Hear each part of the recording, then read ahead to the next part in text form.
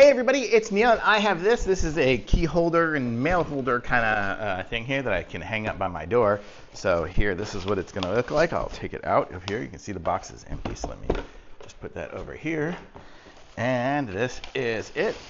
Comes with a little marker that just fill out, and it comes with our screws to screw it in. And then we have our installation instructions. Should be pretty straightforward. It's basically kind of a nail it in. And then this is what it looks like here. Look at that. How cool is that? So you can hang your keys on here. You can put some change, spare change maybe in there. Put your wallet in here. Put the mail up here. And you even have a little shelf for other stuff there. And then it comes with this little marker here. Let's see what this looks like. And I can go to hi.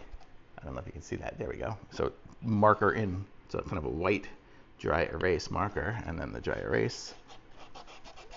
It does work. It does work. I'm just trying. I'm not a lefty, but see, there we go. Got it to work.